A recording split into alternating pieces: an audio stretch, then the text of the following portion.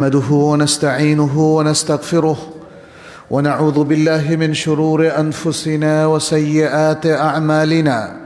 من يهده الله فلا مضل له ومن يضلل فلا هادي له، وأشهد أن لا إله إلا الله وحده لا شريك له، وأشهد أن محمدًا عبد الله ورسوله.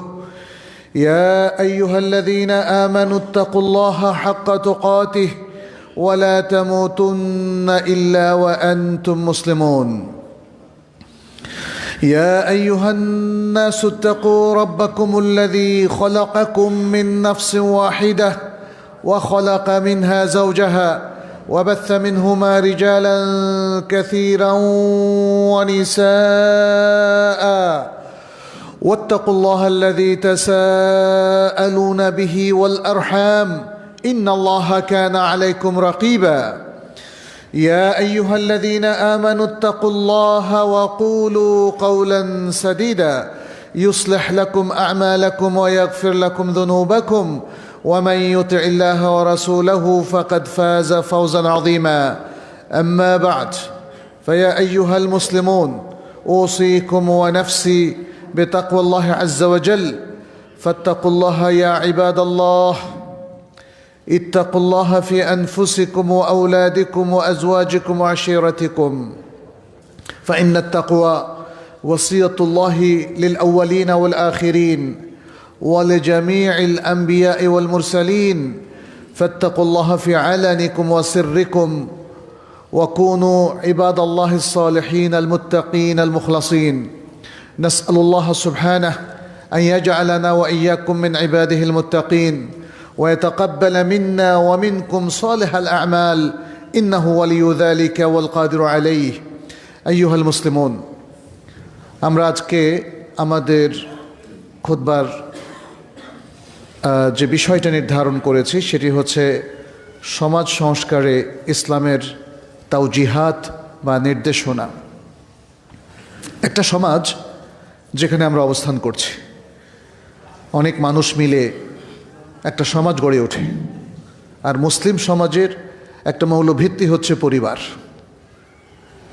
শুধু একক ব্যক্তি দিয়েই একটা মুসলিম সমাজ গড়ে ওঠে না, বরং একাধিক ব্যক্তি মিলে একটা পরিবার, সাধারণত স্বামী এবং স্ত্রী মিলে পরিবারের ভিত্তি তৈরি হয় এবং এরপরে সন্তানাদির মধ্য দিয়ে একটা পরিবার পূর্ণতা পায়, এবং এই মুসলিম পারিবারিক প্রথার মধ্য দিয়েই একটা সুন্দর ইসলামী সমাজ গড়ে ওঠে। আজকে আমাদের বাংলাদেশেও আমরা দেখি বৃহত্তর মুসলিম সমাজ, আবার ছোট ছোট পাড়ায় মহল্লায়ও ছোট ছোট সমাজ গড়ে উঠেছে।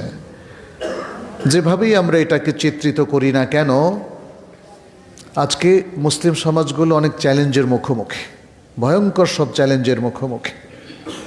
মুসলিম সমাজের মধ্যে সবচেয়ে বড় চ্যালেঞ্জ হচ্ছে ঈমান আকীদার চ্যালেঞ্জ।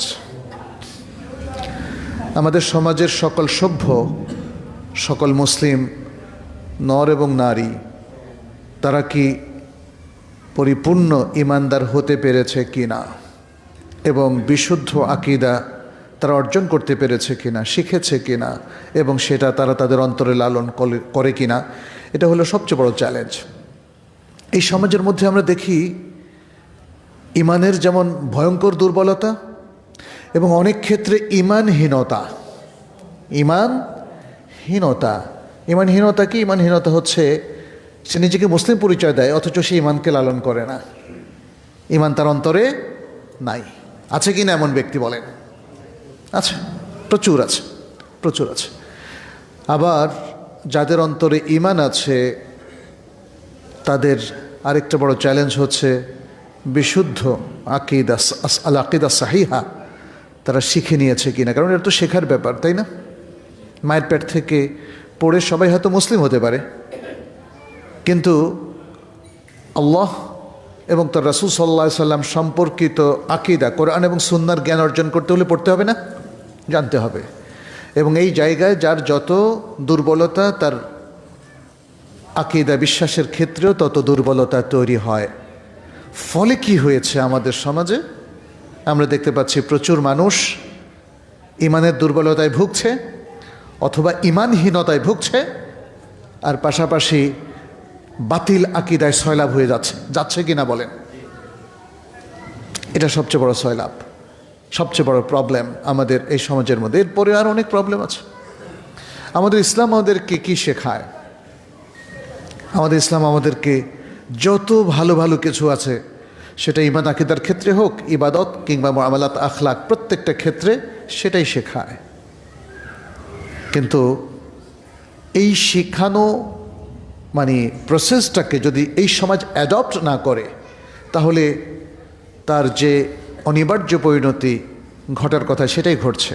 সমাজে দেখেন, এত ভালো ভালো কিছু ইসলাম আমাদেরকে শেখানোর পরেও দুর্নীতি কি করে ছেয়ে যায়, অন্যায়, জুলুম, রাহাজানি, হানাহানি, কাটাকাটি, ঘুষ, সুদ, চুরি, চামারি, তারপরে ডাকাতি, তারপরে আপনার মেয়েদের ইজ্জত সম্ভ্রমের কোনো নিরাপত্তা নাই, যে কোনো সময় তারা ধর্ষণের মুখোমুখি হয়, এবং আরও অনেক সামাজিক নিরাপত্তাহীনতা, সামাজিক অপসংস্কৃতি আজকে গোটা মুসলিম উম্মাহ বাংলাদেশে ফেস করছে। এমত অবস্থায় আমরা সংস্কারের কথা বলছি, এবং ইসলাম কিভাবে এই যে এত রাহাজানি, অন্যায়, এত ভুল বিভ্রান্তি, এগুলোকে দূর করে আবার আমাদেরকে রিয়েল ইসলামের দিকে ফিরে আসার জন্য আহ্বান জানায়, নির্দেশনা দেয়। মূলত সেটাই হচ্ছে আমাদের আজকের আলোচনার মূল ফোকাস। এক্ষেত্রে আমাদের অনেক ইমামরা একটা চমৎকার কথা বলে গেছেন, এটা মনে রাখতে হবে, এটা একটা মূলনীতি কিন্তু। সেটা হচ্ছে লা ইউসলিহা হাযিহিল উম্মাহ অথবা আখিরু হাযিহিল উম্মাহ, লা ইউসলিহা আখির হাযিহিল উম্মাহ ইল্লা বিমা সালুহা বিহি আউয়ালুহা। এটাকে কেউ কেউ বলেছেন লা ইয়াসলুহা আখিরু হাযিহিল উম্মাহ, এভাবেও হতে পারে। অর্থাৎ এই উম্মার প্রথম শেষ প্রজন্ম ততক্ষণ পর্যন্ত বিশুদ্ধ হবে না, সংশোধিত হবে না, যতক্ষণ না তারা উম্মাতের প্রথম প্রজন্ম যা দিয়ে বিশুদ্ধ হয়েছে সেটাকে গ্রহণ করে। অথবা অন্য কথা এভাবে বলা যায়, এই উম্মার প্রথম প্রজন্মকে যে নীতি আদর্শ কিংবা যে জ্ঞান, যে ইসলাম, যে দিনদারি তাদেরকে সংশোধিত করেছিল, সেটাই এই উম্মার শেষ প্রজন্মকেও সংশোধন করবে, অন্য কিছু করতে পারবে না। ফলে আজকের সংস্কার বা সমাজ সংস্কারের মূল কথা সেটাই যে এটা যদি ইসলামী সমাজ হয়ে থাকে, তাইলে মুসলিমরা এই সংস্কারের যত তাওজিহাত, নীতিমালা কিংবা কাওয়ায়েদ অথবা তাদের যে নির্দেশনা, গাইডলাইন কোত্থেকে নেবে? ইসলাম থেকে নিতে হবে। ইসলামী নির্দেশনার আলোকেই এই উম্মার প্রথম প্রজন্ম তারা সংশোধিত হয়েছিলেন, পৃথিবীর শ্রেষ্ঠ মানুষ বলে স্বীকৃতি পেয়েছিলেন। তাহলে আজকের মুসলিমরাও সে একই পথে তাদেরকে হাঁটতে হবে, যে পথে হেঁটেছেন সাহাবায়ে কেরাম রিদওয়ানুল্লাহি আলাইহিম আজমাইন, যে পথে হেঁটেছেন তাবিউন, আতবাউত তাবিউন এবং আইম্মাতুল হুদা, বড় বড় ইমামগণ, ইসলামের বড় বড় দিকপাল, প্রাজ্ঞ বিজ্ঞ ওলামায়ে কেরাম যেভাবে তাদের জীবনযাপন করেছেন, তাদের সমাজকে চালিয়েছেন, ঠিক সেভাবেও আজকে সমাজকে চালানো ছাড়া সমাজের কোনো সংস্কার হবে না। পৃথিবীর যাবতীয় ফর্মুলা তো এখানে ব্যর্থ হয়েছে না? আজকে মুসলিম সমাজে যদি আপনি নিজেও মনে করেন আপনি খুব বুদ্ধিমান মানুষ, কত ফর্মুলা নিয়ে এসছেন, একটাও কিন্তু মানুষকে শুদ্ধ করছে না। আর যদি আপনি পাশ্চাত্য ধারার আদর্শ নিয়ে আসেন, তাদের কৃষ্টি, কালচার, শিক্ষা, সংস্কৃতিকে এনে এখানে বসায় দেন, তাহলে কি মুসলিম সমাজ সংশোধিত হবে? আপনি যদি পৌত্তলিক কালচার প্রতিষ্ঠা করেন, শিরক বিদআতে ভরে দেন মুসলিমদের সব কিছু, তাহলে কি মুসলিমরা সত্যিকার পথ পাবে? কখনোই পাবে না। তাহলে পথ আমাদের খুবই স্পষ্ট। আমাদের প্রথম প্রজন্ম যেই পথে চলেছেন, আমাদেরকে সে পথে চলতে হবে। আমাদের প্রথম প্রজন্ম যেভাবে সংশোধিত হয়েছিলেন, তাদের ইসলাহ যেভাবে হয়েছিল, রাসূল সাল্লাল্লাহু আলাইহি সাল্লাম তাদেরকে যেভাবে গড়ে তুলেছিলেন, আর এই প্রজন্ম, আজকের এই নতুন প্রজন্ম, আমরা তাদেরকে জেনজি বলি আর আলফাই বলি, এই প্রজন্মগুলোকেও সে একই পথেই হাঁটতে হবে। তাদেরকে আলোকিত হবে কোরআন এবং আলোকিত হতে হবে কোরআন এবং সুন্নাহর আলোকে, এর বাইরে আর কোনো পথ নেই। অতএব এখানে পাশাপাশি নবী সাল্লাল্লাহু আলাইহি সাল্লামের সে অমোঘ বাণীও চলে আসে, যেখানে তিনি উম্মাহকে উদ্দেশ্য করে বলেছেন, তারাকতু ফিকুম আমরাইন লান তাদিল্লু মা তামাসসাকতুম বিহিমা কিতাবাল্লাহি ওয়া সুন্নতি। কোথাও কোথাও শুধু কিতাবুল্লাহ আছে, আবার অনেক রিওয়ায়াতে সুন্নাতি আছে। যেটাই থাকুক না কেন, এখানে কোরআন সুন্নাহ কি বোঝানো হয়েছে? কিতাবুল্লাহ এর সাথে কোরআন সুন্নাহ ইন্টিগ্রেটেড, যেহেতু রাসূল সাল্লাল্লাহু আলাইহি ওয়াসাল্লাম বলেন যে আল্লাহর কিতাবের বাইরেও তাকে তার সমপরিমাণ কিছু ওহী দেওয়া হয়েছে, এবং সেটাই হলো সুন্নাহ। তাহলে তিনি গোটা মুসলিম উম্মার সকল প্রজন্মকে এই বাণীটা পৌঁছে দিয়েছেন, বলেছেন তোমাদের মধ্যে দুটো জিনিস রেখে যাচ্ছি। একটি হলো আল্লাহর কিতাব, দ্য বুক অফ আল্লাহ, আল্লাহর কিতাব তথা জিবরিল আলাইহিস সালাম কর্তৃক নাজিলকৃত আল্লাহর কালাম, যা মুহাম্মদ সাল্লাল্লাহু আলাইহি ওয়াসাল্লামের উপর নাজিল হয়েছে। আর দ্বিতীয় হলো নবী সাল্লাল্লাহু আলাইহি ওয়াসাল্লামের সুন্নাহ, যা কিতাবুল্লাহকে বোঝানোর জন্য, আমলে রূপান্তরিত করার জন্য নবী সাল্লাল্লাহু আলাইহি ওয়াসাল্লামকে দেওয়া হয়েছিল। তিনি তার বক্তব্য, তার ফেল বা তার কর্মধারা এবং তার মৌন সম্মতির মাধ্যমে যা তিনি জাতির উদ্দেশ্যে একদম স্পষ্ট করে সুস্পষ্টভাবে ব্যক্ত করেছেন, এবং এতটাই সুস্পষ্ট যে এর মধ্যে কোনো অন্ধকার কোনো কিছু নেই। যেমনটি বলেছেন প্রিয় রাসূল সাল্লাল্লাহু আলাইহি ওয়াসাল্লাম, তারাকতু ফিকুম আমরাইন লান তাদিল্লু মা তামাসসাকতুম বিহিমা, তোমাদের মধ্যে আমরা না, এটা তো আমি বলেছি, এটি হলো তারাকতুকুম আলা মাহাজ্জাতিন বায়দা। যে হাদিসটা বলতে চাচ্ছি সেটি হলো তারাকতুকুম আলা মাহাজ্জাতিন বায়দা, তোমাদেরকে শ্বেত শুভ্র দলিলের উপর রেখে যাচ্ছি। লাইলুহা কানাহারিহা, এর রাতগুলো দিনের মতোই প্রজ্জ্বল, রাতগুলো দিনের মতোই প্রজ্জ্বল। তাহলে প্রথম হাদিসে বলা হয়েছে দুটো জিনিস রেখে যাচ্ছি, কারণ ওই দুটো জিনিসের মধ্যেই আভা রয়েছে, আলো রয়েছে এবং এলেম রয়েছে। আর এই হাদিস বলছে এই জ্ঞানটা, ইসলামের জ্ঞানটা এতটাই শ্বেত শুভ্র, এখানে কোনো অন্ধকার গলি নেই, এখানে কোনো রাত নেই, এর রাতগুলোও দিনের মতো প্রজ্জ্বল। কিন্তু কাদের কাছে? যারা এই জ্ঞানটা অর্জন করবে। ফলে ইসলামের দিক থেকে তাওজিহাতের কোনো অভাব নেই, এবং আমাদের কি করণীয় সেটা নির্ধারণ করতেও কোনো সমস্যা নেই। কিন্তু আজকের এই সমাজ সংস্কারের কথা যখন আমরা বলছি, তাহলে প্রশ্ন আসে, কে করবে এই সংস্কার? কে করবে এই সংস্কার? কারণ মুসলিম সমাজে তো অনেক ধরনের ব্যক্তির অবস্থান। এখানে শাসকদের অবস্থান আছে, মুসলিম শাসক এবং প্রশাসক, রাজনীতিবিদদের অবস্থান আছে, এখানে ওলামায়ে কেরামের অবস্থান আছে, এখানে দুআত ইলাল্লাহ, যারা আল্লাহর দ্বীনের দিকে মানুষকে আহ্বান করছেন, তারা আছেন, এখানে শিক্ষক সম্প্রদায় আছেন, আর আছে ব্যক্তি মুসলিম। শেখ বিন বাজ রাহমাহুল্লাহ তার একটা আলোচনায় তাওজিহাত ইসলামিয়া লিইসলাহিল মুজতামা, সেখানেও তিনি এদিকে দৃষ্টি আকর্ষণ করেছেন। বলেছিলেন, যদি কোনো সমাজে মুসলিম শাসক প্রশাসক তারা ইসলামী সমাজকে ইসলামী রূপে গড়ে তোলার দায়িত্ব পালন না করে, তখন ব্যক্তির উপর সেটা বর্তায়, এবং তখন ব্যক্তি তার নিজের জন্য যা করণীয় সেটা সে নির্ধারণ করে নিতে হবে। আজকে যেমন ধরেন, আপনাকে এখানে অনেক খুন খারাপি হচ্ছে, রাস্তায় ছিনতাই হচ্ছে, দুর্নীতি হচ্ছে, রাষ্ট্র সেটা প্রতিরোধ করছে না, আপনি কি সেটাকে অ্যাকসেপ্ট করবেন? সমাজে যে অশ্লীলতাগুলো চলছে টিভিতে, প্রচার মাধ্যমে কিংবা ইন্টারনেটে, সেটা রাষ্ট্র ইচ্ছা করলে অনেকগুলো ব্লক করে দিতে পারে কি না? কিন্তু যদি না করে, তাহলে আপনি কি ভাববেন যে যেহেতু এগুলো ওপেন, তাহলে একটু দেখি, তাই না? তার মানে হচ্ছে ব্যক্তিকে এখানে দায়িত্ব নিতে হবে, ব্যক্তিকে দায়িত্ব নিতে হবে। কি দায়িত্ব? তিনি আমর বিল মারুফ নাহি আনিল মুনকার ব্যক্তিগত পর্যায়ে যতটুকু সম্ভব ততটুকু তিনি পালন করবেন।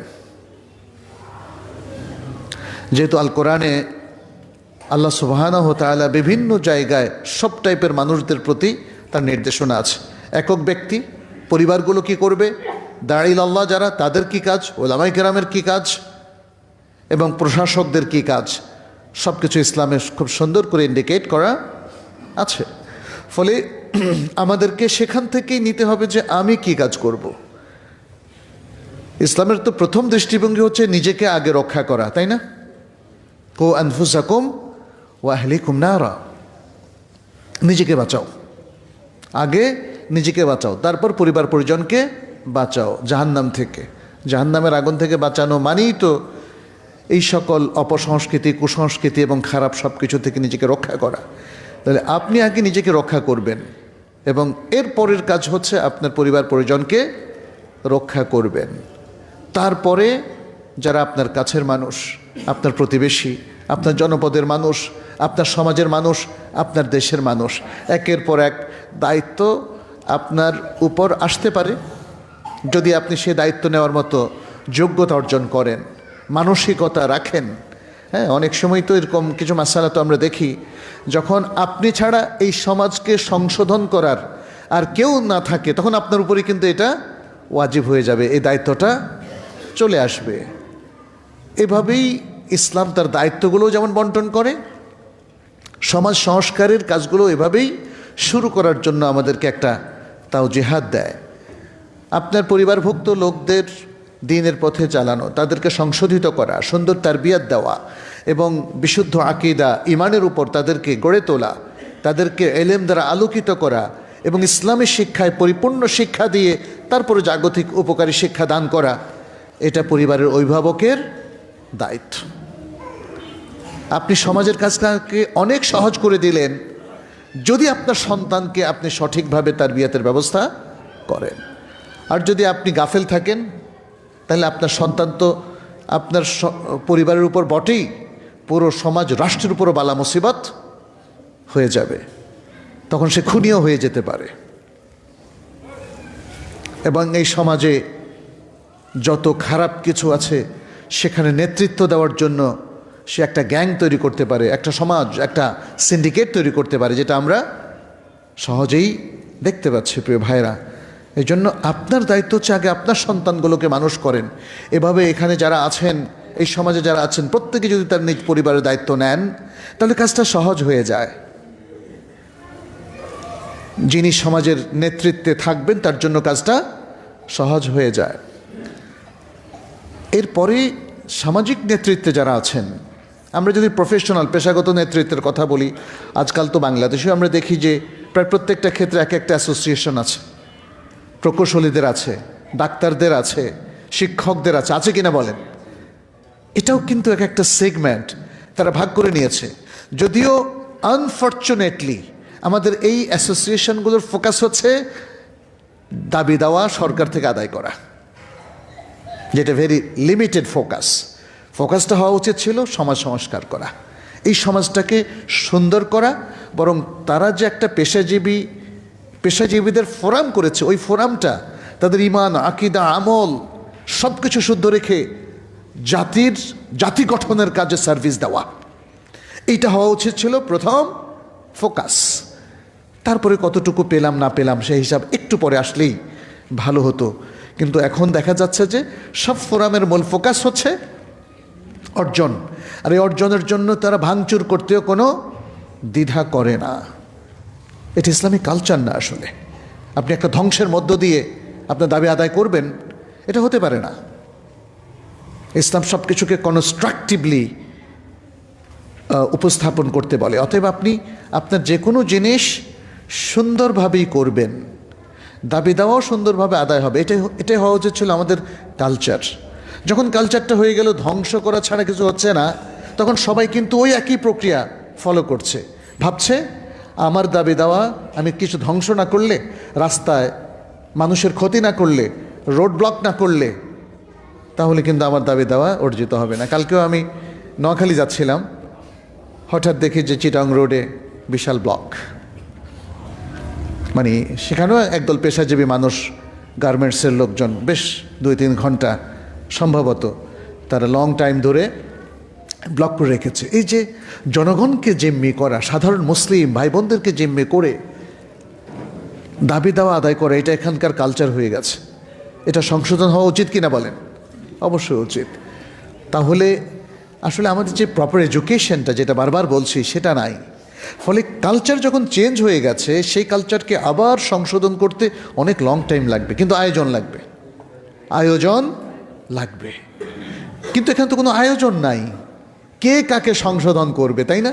আমি শুরুতে এই জন্য বলেছিলাম যে সংশোধনকারী কে, সংস্কারক কে, কে কাকে সংস্কার করবেন, কোন আইন সংস্কার করবেন, কোন কালচার সংস্কার করবেন, তাই না? এগুলো কিন্তু কারোই কিছু জানা নাই।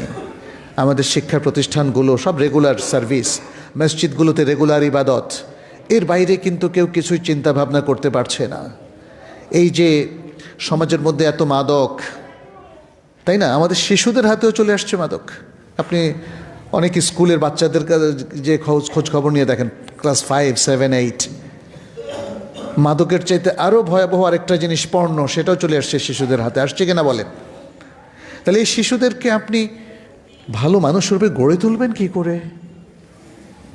এই খুতবা একটা দিলেই সবাই ভালো হয়ে যাবে নাকি? ইয়া সালাম। আমাদের অবস্থা থেকে মনে হচ্ছে মসজিদের একটা খুতবা শুনে সবাই ভালো হয়ে যাবে, এরপর আর কোনো কাজ লাগবে না। সমাজ সংস্কারের জন্য আসলে অনেক কাজ করতে হবে। এটা বোঝার জন্য খুব বেশি দূরে যেতে হবে না। স্বয়ং রাসূল সাল্লাল্লাহু আলাইহি ওয়াসাল্লামের সিরাতটা পড়েন, ব্যাস, আর কিছু লাগবে না। সিরাতুর রাসূল সাল্লাল্লাহু আলাইহি ওয়াসাল্লাম, কীভাবে তিনি আরব সমাজকে সংশোধন করতেন, কিভাবে তিনি আরব সমাজকে সংশোধন করেছিলেন। এবং শুধু তিনি নন, তার আগে অন্যান্য নবী, আম্বিয়া, রসুল, তারা এসেছিলেন না আলাইহিমুসসালাতু ওয়াসসালাম? তারা এসেছিলেন, তারাও তাদের জাতিকে দিশা দিয়েছিলেন, সংশোধন করেছিলেন, আল্লাহর বাণী তাদের কাছে প্রচার করেছিলেন। কিভাবে, সেটা একটু দেখার বিষয় আমাদের আছে। এখানে কিছু জিনিস আমি আপনাদের সামনে একটু পেশ করতে চাই।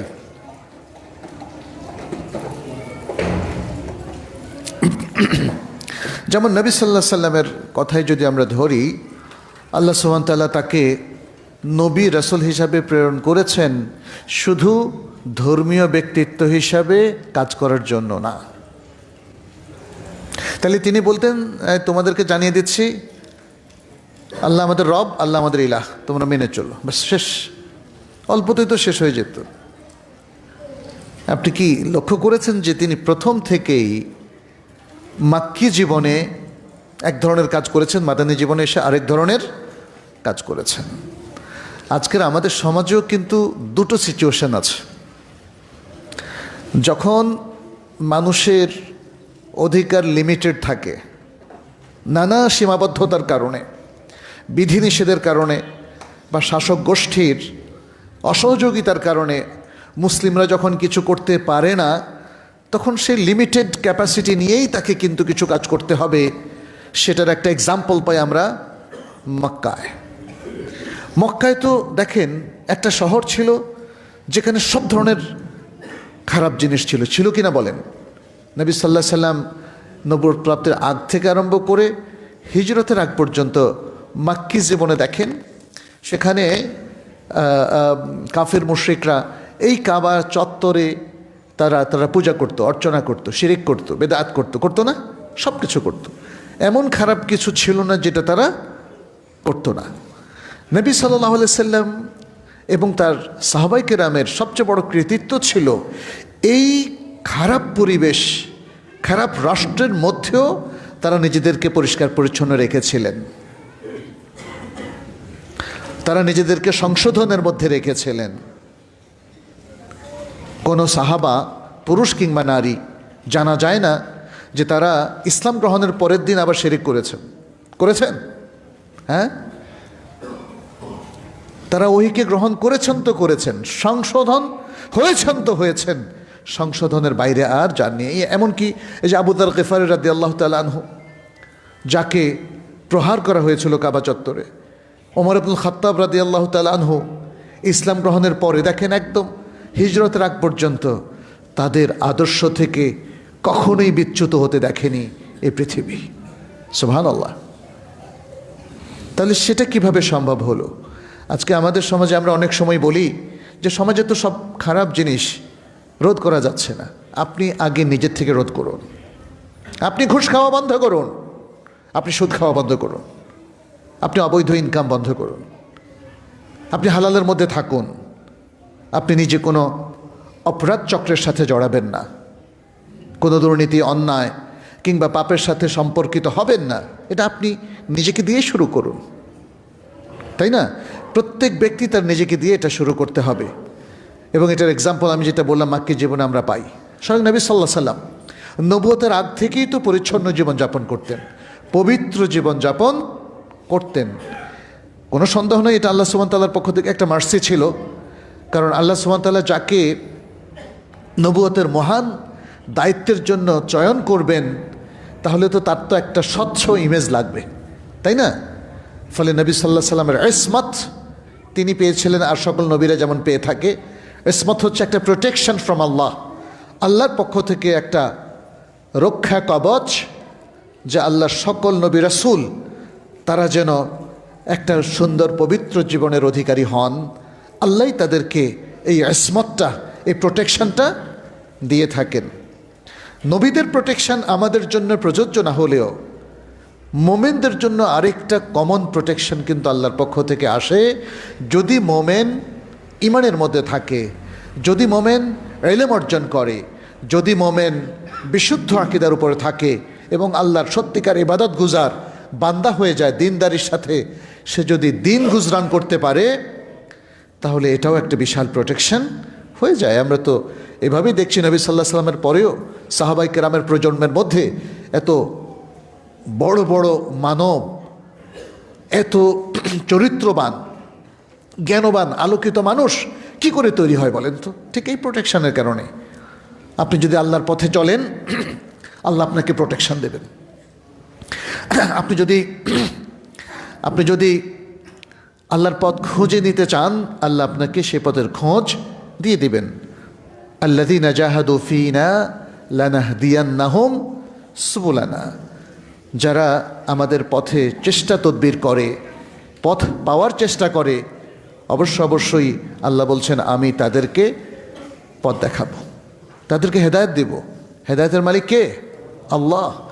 আল্লাহ সবাইকে হেদায়েত দিবেন না, যারা হেদায়েতের জন্য সংগ্রাম করে, সত্য পথ পেতে চায়, তাদেরকে আল্লাহ তাআলা এই পথ দেবেন।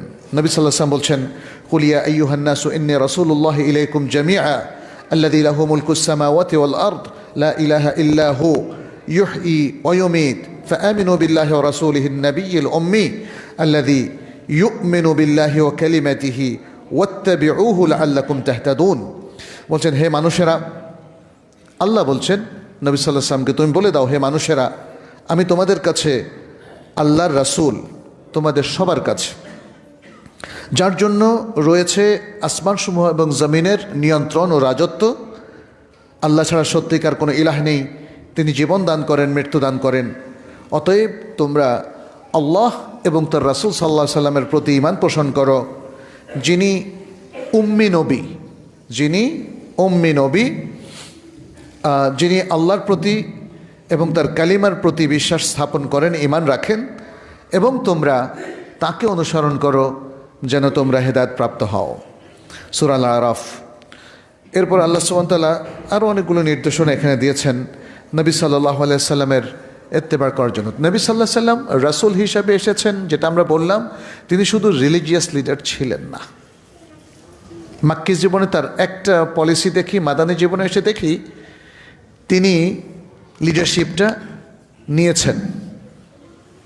এখানে অনেক গোত্র থাকতো, ইহুদিদের 3টা গোত্র, বনু কায়নুকা, বনু নাদির, বনু কুরায়যা, আর এছাড়াও আউস, খাজরাজ, আনসারদের গোত্র, এছাড়াও আরও অনেক গোত্র ছিল, মুশরিকদের আরও অনেক ছোট ছোট ট্রাইব ছিল।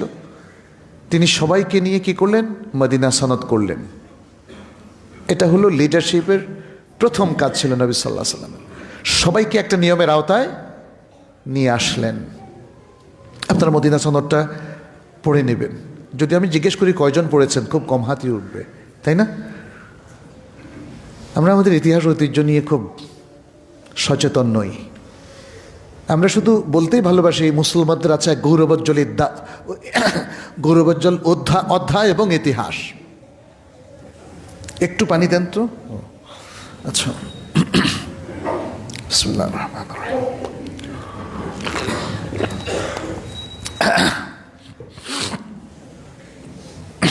কিন্তু সে অধ্যায়টা কি, সে ইতিহাসটা কি, এটা জানার আর কোনো গরজ নাই।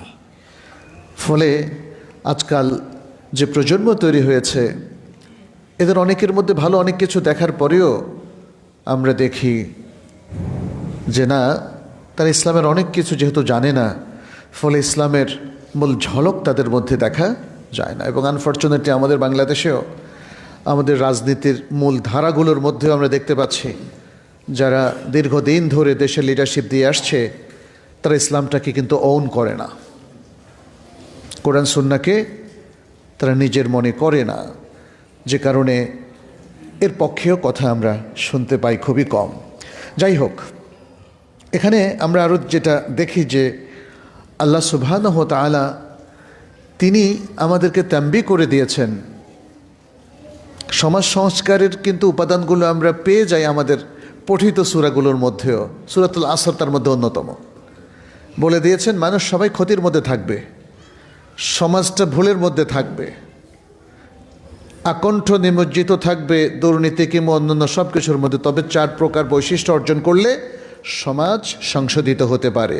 একটা হলো কি, ইল্লাল্লাযিনা আমানু, আরেকটা হলো ওয়া আমিলুস সালিহাত, আমালে সালেহ, সৎ কাজগুলোকে আমালে সালেহ পরিণত করবেন। খুব চমৎকার একটা ফর্মুলা ইসলাম দিয়েছে। ওয়া আমিলুস সালেহ মানে হচ্ছে আপনি অফিসে গেলে খারাপ কাজ করবেন, ঘুষ খাবেন, আর মাঝে মাঝে মসজিদে এসে নামাজ পড়বেন, হয়ে যাবে। এটা কি আমালে সালেহ? ইসলামে এটা আমালে সালেহের রূপকল্প নয়। আমালে সালেহ হচ্ছে আমরা এই পৃথিবীতে বসবাসকালে যত কাজ করি সব কাজকে আমালে সালেহে রূপান্তরিত করা। এই জন্য আল্লাহ তাআলা কমনলি আমালে সালেহের কথা বলছেন। যত জায়গায় আমালে সালেহের কথা বলছেন, স্পেশাল অকেশনে সামান্য এটা বলেননি, বলেছেন আমালে সালেহ করে। ইল্লাল্লাযিনা আমানু ওয়া আমিলুস সালিহাত ওয়া তাওয়াসাউ বিল হক ওয়া তাওয়াসাউ বিস সবর। যারা হকের দিকে মানুষকে আহ্বান করে, হকটা খুব জরুরি, কারণ বাতিলটা হচ্ছে আমাদের সকল মুসিবতের মূল।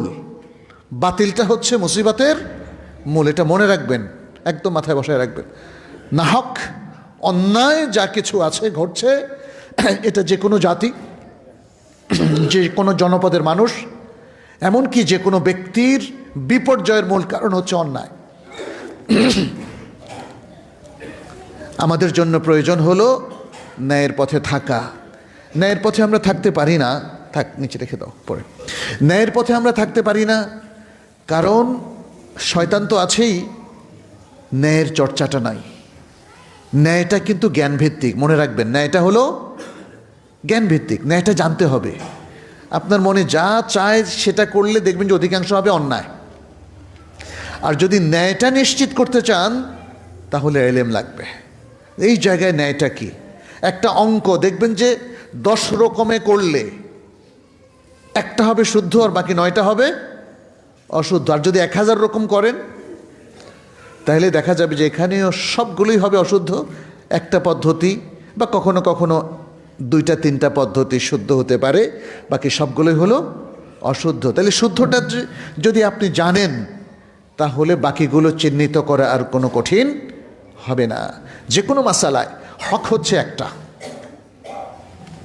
ফিকহি মাসালা বলেন আর আকীদা মাসালা বলেন, বিশুদ্ধ মত হলো হক কয়টা? একটা। আপনি চিন্তা করেন, রুবুবিয়তের মাসালা, উলুহিয়তের মাসালা, ইবাদতের মাসালা, হক কয়টা? একটা। কিন্তু দেখবেন যে মানুষ নানা রকম আমল করছে, নানা রকম আমল করছে। তাহলে হকটা হচ্ছে জানার বিষয়। হকটা জানলে তখন ভুলটা বাতিলটা চিহ্নিত হবে। আর মনে রাখবেন, হক আপনাকে যে জায়গায় পৌঁছাবে, বাতিল কোনোদিন সে জায়গায় পৌঁছাবে না। ফলে হক আর বাতিলের এই যে দ্বন্দ্ব, এই দ্বন্দ্বের মধ্যে আপনাকে হকের পক্ষে থাকতে হবে, হকের পক্ষে একে অপরকে বলতে হবে। চতুর্থ হচ্ছে যে সবর করা। সবর, কারণ আমরা যে কোনো কিছুতে ফল লাভের জন্য অস্থির হয়ে যাই, খুব দ্রুত অস্থির হয়ে যাই। একটা কিছুর ফলাফল আজকেই লাভ করতে হবে। আমরা ভুলে যাই যে আল্লাহর সুন্নাহ এটা অ্যালাউ করে না। একদিনে সব অ্যান্টিবায়োটিক খেয়ে সুস্থ হতে পারে মানুষ, বলেন তো? একদিনে কি ট্রিটমেন্ট নিয়ে সুস্থ হয়ে যেতে পারে? Very rare. আল্লাহর সুন্নাহ বা সিস্টেম হচ্ছে ইট টেকস টাইম। এর জন্য প্রয়োজন একটু সময়, একটু ধৈর্য, একটু আল্লাহর উপর তাওয়াক্কুল, নির্ভরতা, মনোবল, উইল পাওয়ার, অনেক কিছু প্রয়োজন। কিন্তু সেই তারবিয়াতটা কোথায়? তাহলে এই যে 4টা গুণ, এই গুণগুলো আমরা কোত্থেকে অর্জন করব? সূরা আসর পড়লে কি অর্জন হয়ে যাবে? কিংবা একটা খুতবা শুনলে অর্জন হয়ে যাবে? আসলে এগুলো নিয়ে আমরা কখনোই ভাবি না। অনেক কিছু আমরা শুনি, কিন্তু আমি অর্জন করব কি করে, এটা নিয়ে কিন্তু আমাদের ভাবনাটা নাই। সমাজ সংস্কার করতে হবে, এটাও আমরা বুঝি, কিন্তু আমরা আমাদের সমাজকে, এই বাংলাদেশের এই সমাজগুলোকে কিভাবে সংশোধন করে একটা সোনার সমাজে, একটা আদর্শ সমাজে, একটা আলোকিত সমাজে আমরা পরিণত করব, সেই ফর্মুলাটা নিয়েও কিন্তু আমাদের তেমন কোনো ভাবনা নাই। আমাদের সমাজবিজ্ঞানীরা দেখলাম অনেক বড় বড় কথা বলেন, পত্রিকায় মাঝে মাঝে আসে তাদের সাক্ষাৎকার, কিন্তু সেখানে ইসলামের ফর্মুলাগুলো একদমই নাই। কারণ সমাজবিজ্ঞানের পড়াশোনাটাও পাশ্চাত্যমুখী। ওয়েস্টার্ন এডুকেশন সিস্টেম যা শেখায় আমরা সেভাবে শিখছি। ফলে ইসলামী সমাজের যে তাওজিহাতগুলো, এগুলো আমাদের আর জানা থাকে না। এখানে দেখেন আল্লাহ সুবহানাহু ওয়া তাআলা তিনি তার পক্ষ থেকে নবী সাল্লাল্লাহু আলাইহি সাল্লামকে অনেকগুলো ফর্মুলা জানিয়েছেন, যেটা আমাদের দায়ীদের জন্য, ওলামায়ে কেরামের জন্য করণীয়। আমি যেটা বলেছিলাম, যদি সমাজ সংস্কার হন আপনি একা, তাহলে আপনি নিজেকে, নিজের পরিবারকে সামলাবেন। আর যদি আপনি দায়ীল আল্লাহ হন, যে মানুষকে ঘরে ঘরে দাওয়াত পৌঁছে দিচ্ছেন, মসজিদে আলোচনা করছেন, বিভিন্ন জায়গায় বলছেন, তাহলে দায়ীর যে গুণাবলী আছে সেগুলো অর্জন করতে হবে। শুধুমাত্র কিছু লিফলেট বিতরণ করলে আর বই লিখে প্রচার করলেই মানুষ শুদ্ধ হয়ে যাবে না। মানুষ আদর্শ চায়। মানুষ চায় যিনি আমাকে বলছেন তিনি একজন ভালো মানুষ, তিনি তার আমল দিয়ে, আখলাক দিয়ে মানুষকে অভিভূত করছেন। এমনটি তো রাসূল সাল্লাল্লাহু আলাইহি ওয়াসাল্লাম করেছিলেন, তাই না? আল্লাহ তাআলা বললেন, ফাবিমা রাহমাতিম মিনাল্লাহি লিনতা লাহুম ওয়ালাউ কুনতা ফাযযান গালিযাল কলবি লানফাদ্দু মিন হাওলিক। আল্লাহর রহমতে আপনি সফট হয়েছেন, কোমল হয়েছেন তাদের জন্যে। আর যদি আপনি কঠিন হৃদয় সম্পন্ন এবং কঠোর ভাষী হতেন, তাহলে মানুষ আপনার চারপাশ থেকে সরে যেত। তারপরে দেখেন, বুঝলাম তিনি খুব কোমল, সুন্দর, ভদ্র আচরণ করেন, কিন্তু তিনি কি আমাদের জন্য রোল মডেল? কোরআন কিন্তু সেটাও বলে দিয়েছে, একজন নবীকে অবশ্যই রোল মডেল হতে হবে, এবং আল্লাহ তাআলা সার্টিফিকেট দিয়েছেন একাধিক জায়গায়। এক জায়গায় বললেন, ওয়া ইন্নাকা লাআলা খুলুকিন আযীম, নিশ্চয় আপনি মহান চরিত্রের উপর অধিষ্ঠিত। মহান চরিত্রের উপর অধিষ্ঠিত ব্যক্তিরা মানুষকে মহান হওয়ার প্রেরণা দিতে পারে, সঠিক তারবিয়া এবং এডুকেশন দিতে পারে, এবং নবী সাল্লাল্লাহু আলাইহি ওয়াসাল্লাম সেটা দিয়েছিলেন। আর সূরাতুল আহজাবের মধ্যে আল্লাহ তাআলা কি বললেন? লাকাদ কানা লাকুম ফি রাসূলিল্লাহি উসওয়াতুন হাসানাহ লিমান কানা ইয়ারজুল্লাহ ওয়াল ইয়াউমাল আখির ওয়া যাকারাল্লাহ কাসীরা। নিশ্চয় তোমাদের জন্য রাসূলুল্লাহর মধ্যে রয়েছে উত্তম আদর্শ। তাহলে তিনি রোল মডেল হয়েছেন। আমরা কি হতে পেরেছি? আপনি বাবা, আপনি কি সন্তানের জন্য রোল মডেল হয়েছেন? আপনি মা, আপনি কি পরিবারের সবার জন্য রোল মডেল হয়েছেন? আপনি সমাজ চালান, সমাজে বিশিষ্ট ব্যক্তি, সমাজের সবাই কি আপনাকে ভালো জানে? আপনার কাছের মানুষটাও কি ভালো জানে? আমরা অনেক সময় সমাজের অনেক ব্যক্তিকে খুব ভালো জানি, কিন্তু ভেতরে সে আসলে ভালো নয়। এই ধরনের ব্যক্তিও আসলে সমাজের জন্য রোল মডেল হওয়ার যোগ্য নয়।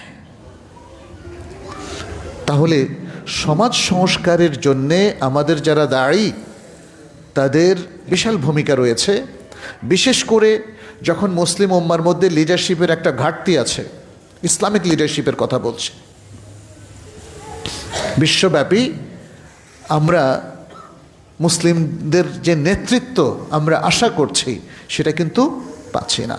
তাহলে কি আমরা সবাই বসে থাকব ম্রিয়মাণ হয়ে, আশাহত হয়ে? না, আমরা আমাদের কাজ করে যাব। আমরা আমাদের নিজেদেরকে ঈমান, ইসলামের উপরে বলিষ্ঠভাবে প্রতিষ্ঠিত করব। আমাদের প্রজন্মকে, বিশেষ করে যারা আমার সন্তান কিংবা আমার কাছে যারা পড়াশোনা করে তাদের প্রতি আমার দায়িত্ব পালন করতে হবে। আমাদের যারা শিক্ষক আছেন তারাও কিন্তু দাঈল আল্লাহর ভূমিকা পালন করতে পারেন, শিক্ষক, কারণ শিক্ষক মানুষ গড়ার কারিগর। এখন আমাদের শিক্ষকদের মধ্যে যদি আমরা কলেজ, ইউনিভার্সিটি, মাদ্রাসা সব মিলিয়ে ধরি, তাহলে দেখবেন যে ম্যাথ, সায়েন্স, ইংলিশের টিচারই সংখ্যায় বেশি, তাই না? তারা আবার অনেকেই নিজেকে দাঁড়িয়ে আল্লাহ মনে করেন না, যদিও মুসলিম, কারণ তিনি মনে করেন এটা তো হুজুরদের কাজ, আমি তো হুজুর না।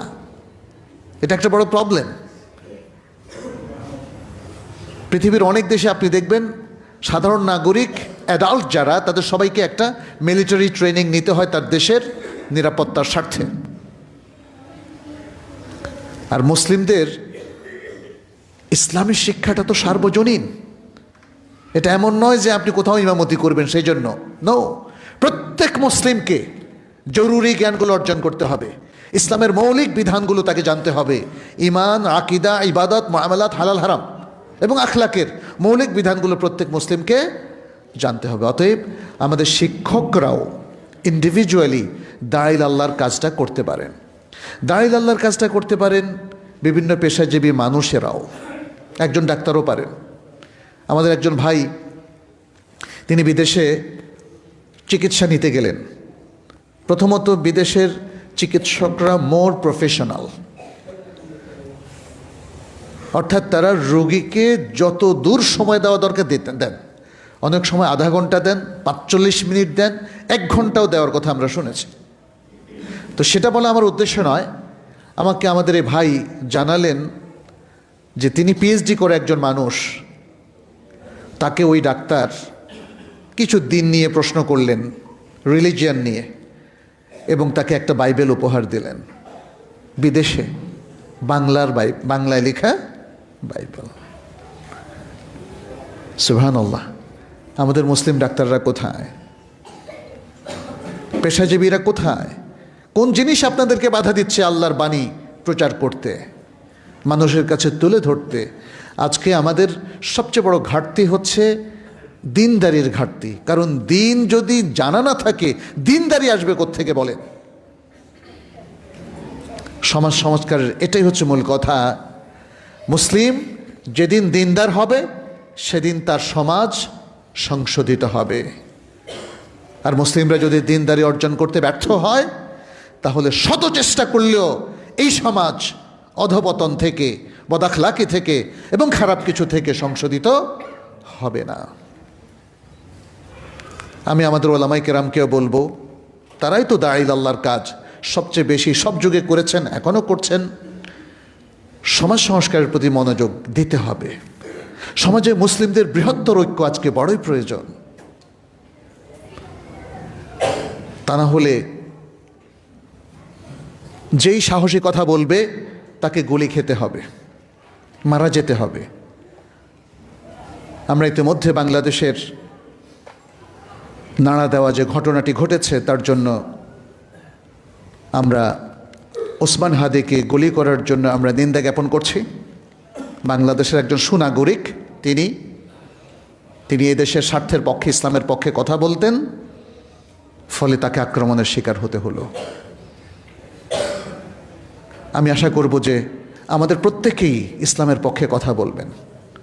তিনি এবং আরও যারা অন্যায়ভাবে এভাবে হত্যাকাণ্ডের শিকার হয়ে মারা গিয়েছেন, আমরা আল্লাহর কাছে দোয়া করব আল্লাহ যেন তাদের শাহাদাত কবুল করেন, তাদেরকে, তাদের এই মৃত্যুটাকে আল্লাহ যেন তাদের শাহাদাতের আমল নামায় লিখে দেন। আল্লাহুম্মা আমিন ইয়া রাব্বাল আলামিন। সাথে সাথে বলবো যে আসলে অকুতুব হয়ে আমরা সকলে আসুন দ্বীনের পক্ষে কাজ করি, আমাদের ভয়েসটাকে রেজ করি, আমরা সত্যের পক্ষে থাকি এবং আমলে সালেহ করি। গোটা জীবনের সব কাজ যদি আমরা সবাই মিলে আমলে সালেহ করতে পারি, তাহলে কিন্তু আর আমলে তালেহ বা গায়রু সালেহ, যেটা খারাপ কাজ, কমে যাবে। যদিও এটা একটা ফর্মুলা, এই ফর্মুলা আমরা এই জন্য দিচ্ছি না যে আপনি শুধু বসে বসে আমলে সালেহ করেন। নো, ইসলামে কোনো বৈরাগ্যবাদ নাই, একা একা জীবনযাপন করার নীতিও ইসলামে নাই। ইসলামে একটা সামাজিক জীবনের একটা চমৎকার সিস্টেম আছে, সোশ্যাল লাইফের বা ইসলামের সোশ্যাল স্ট্রাকচার আছে, ফ্যামিলি লাইফের একটা স্ট্রাকচার আছে, ইসলামের রাষ্ট্রীয় একটা স্ট্রাকচারও আছে, কিন্তু সেগুলো নিতে হবে কোরআন এবং সুন্নাহ থেকে। আমি আশা করব যে আসুন, যার যেখানে যা করণীয় আছে সেটা করুন, সমাজকে নিয়ে ভাবুন, নিজের জীবন, নিজের লাইফস্টাইল, নিজের পরিবার, সন্তানদের তারবিয়া, এডুকেশন, দেশের শিক্ষা সংস্কৃতি এবং দেশের সব কিছুকে সংশোধন করে কি করে ভালো মানুষে, ভালো সমাজে রূপান্তরণ করা যায়, এটা নিয়ে আমাদের প্রত্যেকের ইন্ডিভিজুয়াল রিসার্চও করা দরকার, চিন্তা ভাবনা করে নিজ নিজ করণীয় নির্ধারণ করা দরকার। আর মনে রাখবেন, এই সব কিছুর ক্ষেত্রে আমাদের রোল মডেল হলেন কে? রাসূলুল্লাহ সাল্লাল্লাহু আলাইহি সাল্লাম এবং তার সাহাবায়ে কেরাম, আর সে সকল ইমামগণ যারা আল্লাহ রাসূল সাল্লাল্লাহু আলাইহি সাল্লাম এবং সাহাবায়ে কেরামকে সঠিকভাবে অনুসরণ করেছেন। ব্যাস, এই জিনিসগুলো যদি আমরা মাথায় রাখতে পারি তাহলেই আমাদের জন্য পথ চলা সহজ হবে। আর জ্ঞান অর্জনের পথে আপনাদের এগিয়ে যেতে হবে। জ্ঞান অর্জনের জন্য আমরাও চেষ্টা করে যাচ্ছি, দিন রাত খেটে যাচ্ছি, যেন কিছু প্ল্যাটফর্ম আপনাদের জন্য তৈরি করা যায়। আমরা একটা প্ল্যাটফর্ম তৈরি করেছি, তাইবা একাডেমি। আপনাদের সামনে আমরা বলেছিলাম এখানে অনেকগুলো কোর্স, কোরআনের কোর্স আছে, ডিপ্লোমা ইন ইসলামিক স্টাডিজ আছে, ডিপ্লোমা ইন আরবিক আছে, এবং আরও অনেকগুলো কোর্স, আলিম কোর্স কিছুদিনের মধ্যে শুরু হতে যাচ্ছে। যারা আপনারা মনে করেন যে এই ব্যস্ত জীবনের মধ্যে রাতে একটু অনলাইনে বসে আপনি জ্ঞান অর্জন করবেন, তাহলে তাদের জন্য আমাদের এই সুযোগ সুবিধাটা আছে।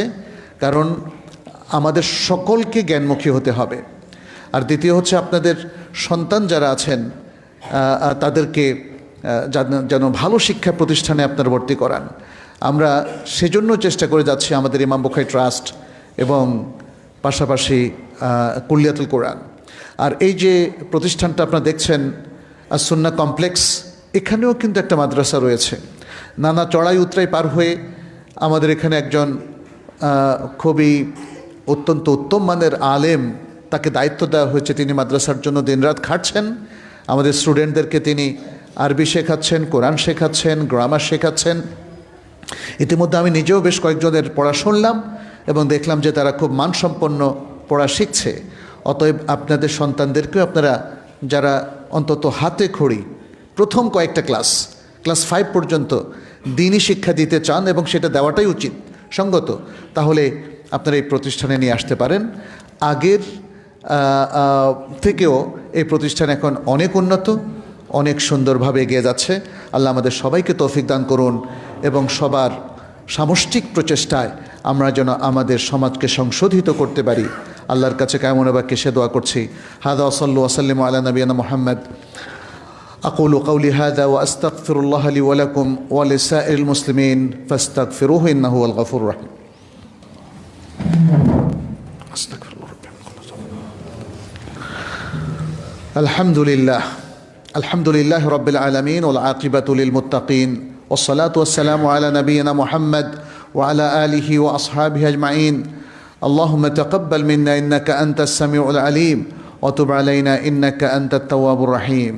عباد الله، اتقوا الله واتبعوا سنة نبيكم في جميع أموركم وشؤونكم وفي جميع أعمالكم وأفعالكم. نسأل الله سبحانه أن يجعلنا وإياكم من عباده المقربين المخلصين المؤمنين. ربنا عليك توكلنا وإليك أنبنا وإليك المصير. اللهم علمنا ما جهلنا وذكرنا ما نسينا وزدنا هدى وتقى يا رب العالمين. عباد الله, আল্লাহ সুবহানাহু ওয়া তাআলা আমরা তার কাছে না চাওয়া সত্ত্বেও অনেক নিয়ামত তিনি আমাদেরকে দিয়েছেন। সম্মানিত উপস্থিতি, আসুন আল্লাহর এত সব নিয়ামতের শুকরিয়া আমরা আদায় করি। সবচেয়ে বড় শুকরিয়া হচ্ছে ইমানের পথে থাকা, বিশুদ্ধ আকীদা পোষণ করে এক আল্লাহর ইবাদত করা, জীবনের প্রত্যেকটা কাজকে ইবাদত ও আমল সালেহে রূপান্তরিত করা। সেই ফর্মুলা ইসলাম দিয়েছে, এবং এই একটা ফর্মুলার মধ্য দিয়েই আমাদের সমাজগুলো আবারও সেই মদিনার সমাজের মতো সুন্দর এবং মানোত্তীর্ণ সবচেয়ে